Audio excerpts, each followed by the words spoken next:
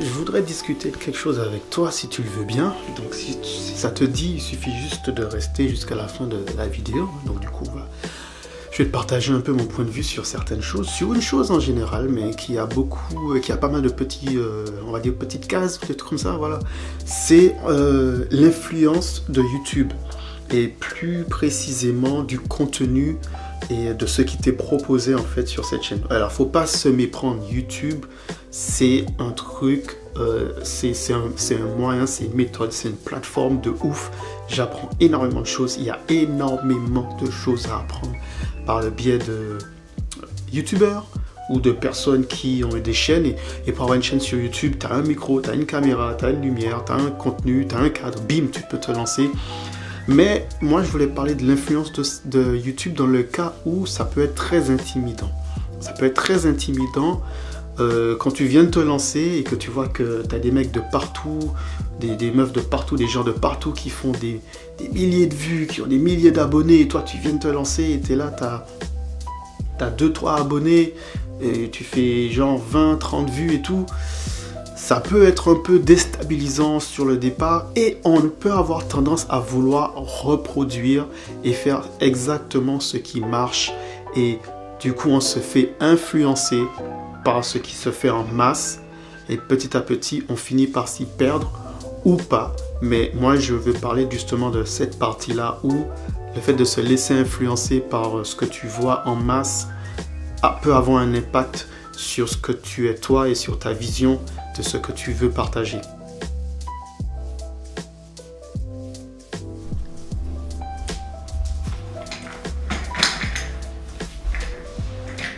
Parce que, avec du recul, je me suis rendu compte de quelque chose qui nous arrive et qui nous arrive tous. Hein. C'est pas qu'on peut pas y échapper, mais c'est comme ça. C'est comme ça, on est influencé, on est inspiré par ce que font les autres.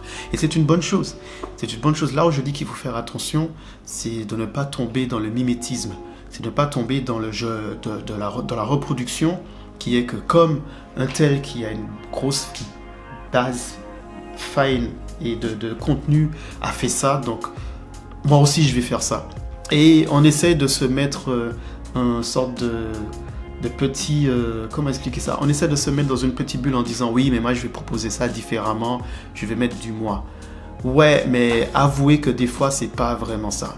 On le fait pas vraiment. Des fois on refait exactement ce qui a été fait et c'est juste qu'on change, c'est parce que nous on est différents, donc ça fait que ça change, que c'est différent. Voilà, c'est pour ça que ça fait que c'est différent, parce que si moi je fais la même chose que lui, mais que c'est moi qui le fais, c'est pas lui qui le fait, donc c'est moi, donc c'est différent. Donc on arrive à se conditionner en se disant oui, mais c'est pas pareil.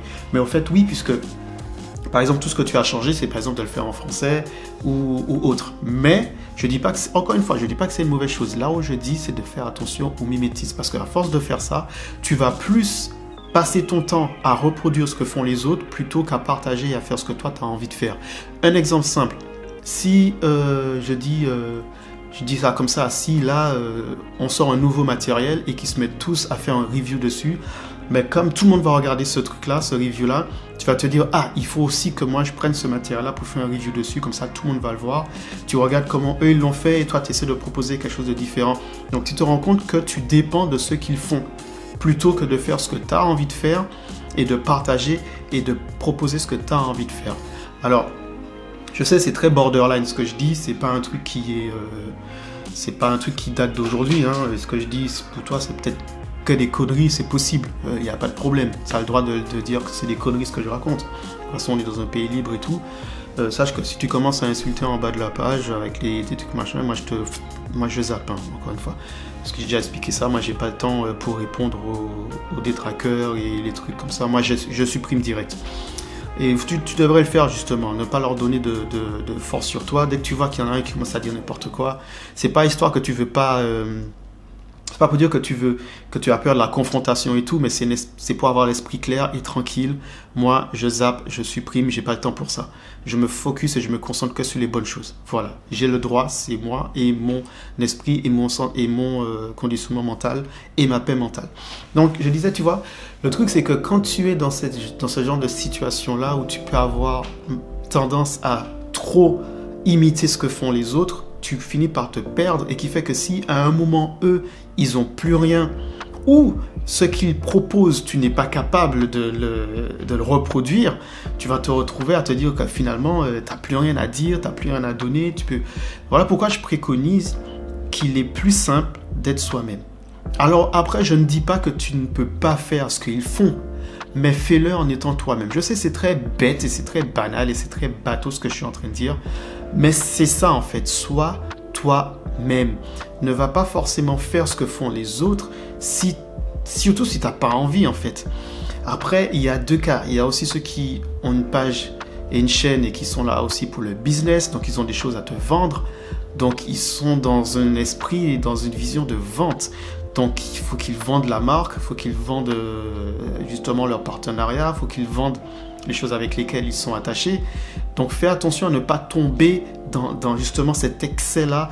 Et c'est un peu comme à l'époque, vous savez, il y avait le téléachat et compagnie là, où les gens devenaient des acheteurs compulsifs. Dès qu'au téléachat on te parlait d'un truc, ils l'achetaient. Fais attention aussi à ce petit côté que YouTube peut avoir, qui veut dire que chaque fois qu'il va avoir un nouvel équipement qui va sortir et qu'un gros influenceur de YouTube va te le vendre, va te le proposer, va le mettre en scène, tu vas te dire ah il me le faut, ah si je veux avoir de belles photos, si je veux avoir de belles vidéos comme lui, il me faut exactement ce setup là, il me faut cette configuration là, ah il me faut un bureau comme ça, il me faut une table comme ça, il me faut ceci, il me faut cela, il me faut, et c'est là que tu tombes justement dans cet excès et tu te mets à acheter plein de choses et que tu n'as pas besoin. Alors moi j'ai failli tomber dans ça parce que je suis du style à évoluer assez rapidement avec mon matériel, qui fait que chaque fois que j'avais un matériel en main, j'arrivais tout de suite à la fin et au bout de ce qu'il pouvait me proposer. Donc, de toute façon, je l'ai déjà dit dans d'autres vidéos, qui est à quel moment tu changes de matériel. C'est quand tu arrives à un stade où le matériel ne suit plus tes idées, où il ne suit plus ce que tu veux faire. Et pas l'inverse, en fait. C'est pour ça que jusqu'à présent, j'ai toujours mon GH5 et que je filme toujours avec mon GH5. Et que pour l'instant, mon G7 me sert uniquement pour faire du vlog. Comme ça, je peux partir avec. S'il tombe, s'il se casse, c'est pas grave parce que j'ai mon appareil avec lequel je fais vraiment tous mes clips et mes grosses réalisations. Et mon G7, je peux l'utiliser pour les vlogs, partir avec, le fourrer dans le sac. Si le sac, je le mets sur le siège, le sac il tombe. Bon, c'est du casse matériel, mais c'est pas trop grave. Vous avez vu le micro que j'utilise là, il est complètement pété.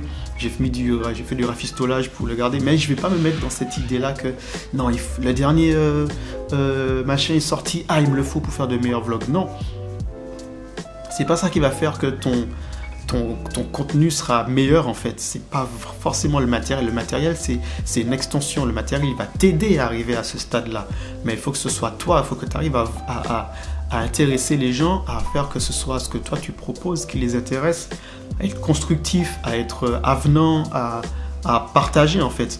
Et je connais des gens qui font genre une vidéo tous les 6 mois et pourtant qui ont toujours qui proposent du bon contenu et qui n'ont pas forcément un matériel de ouf. Donc voilà, c'est un peu ça que j'avais envie de partager avec toi en fait aujourd'hui. Te laisse pas avoir par ça. Il y a un truc qu'il faut savoir aussi, c'est je parle beaucoup, purée, mais qu'est-ce que je parle? Je viens de me rendre compte que j'ai pas encore fait une pause depuis tout à l'heure que je parle. C'est un truc de ouf. Bon, pas grave. Je disais un truc.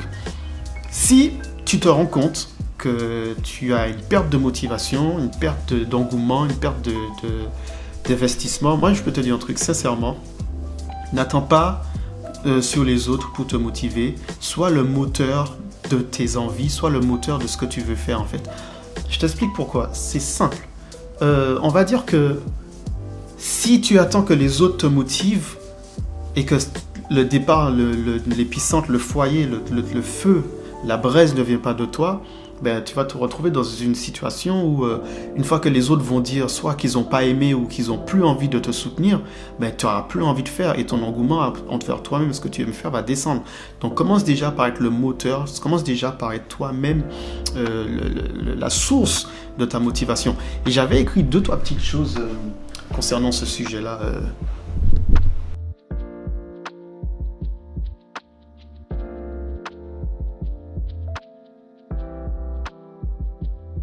En fait, j'étais là en train de réfléchir et me disant, mais comment on peut faire pour s'aider les uns les autres, se motiver et tout et compagnie. Mais je me dis, mais si la motivation ne vient pas de toi au départ, ça va être très difficile.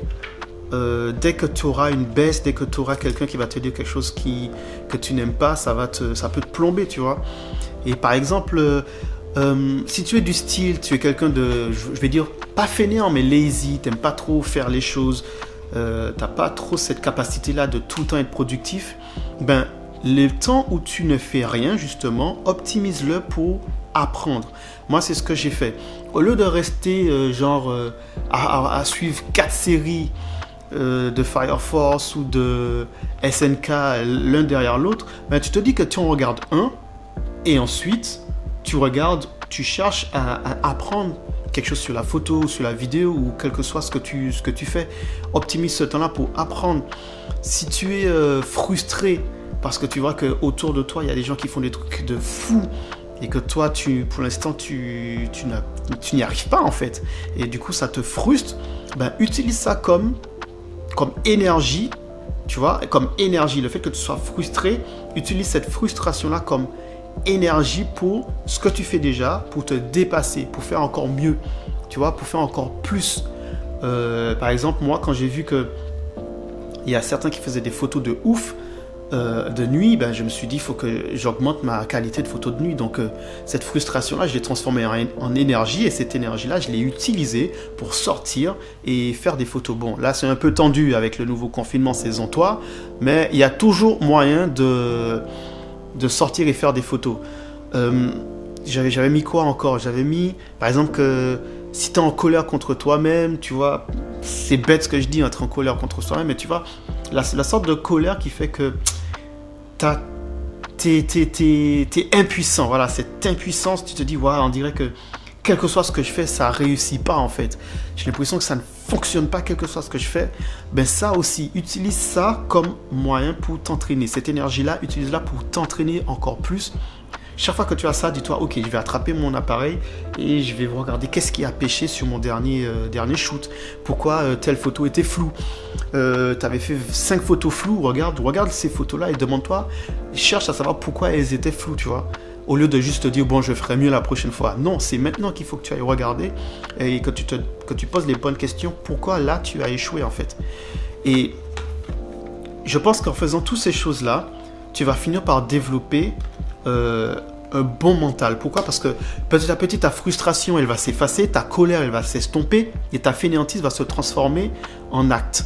Et petit à petit, ça fait que ta passion pour ce que tu fais va reprendre le dessus et tu auras envie de continuer, tu voudras te dépasser et tu vas faire abstraction de ce que font les autres parce que tu auras réussi à te motiver toi-même pour avancer en fait. Donc ce que font les autres, c'est cool, tu vas trouver ça stylé et tout, mais ce sera une motivation de plus pour te dire moi aussi je peux le faire, pas forcément en mieux, par genre ouais je vais te battre et tout, mais pour toi-même, pour te dire que ouais, ce que je vais faire, ouais, je vais voir si j'arrive à faire ça aussi, ouais, je vais voir si j'arrive à faire ça. Et tu seras plus dans un mood d'influence, de fait que tu fais pour faire parce que les autres ont fait. Voilà. Bon, je sais que c'est pas le genre de vidéo que j'ai l'habitude de faire, mais j'avais envie de partager ça avec toi aujourd'hui. Donc, je me présente sur la fin de la vidéo. Je m'appelle Lamontagne Odel, je suis photographe et des fois réalisateur de clips, de vidéos, d'événements et voilà, réalisateur tout court de certaines choses. Je réalise des petites vidéos, des petits clips musicales, je sais plus. Et qu'est-ce que j'allais dire d'autre? La panoplie d'habitude de fin. Abonne-toi à la chaîne, like, commente, partage. Tu connais déjà tout le blabla. Je suis beaucoup plus actif sur Instagram, donc suis-moi sur Instagram, tu vas trouver tous mes trucs. Et sinon, je te souhaite une bonne journée, un bon week-end, un bon confinement. Hein, et on se dit à la semaine prochaine. Hein. Ciao. Tchuss.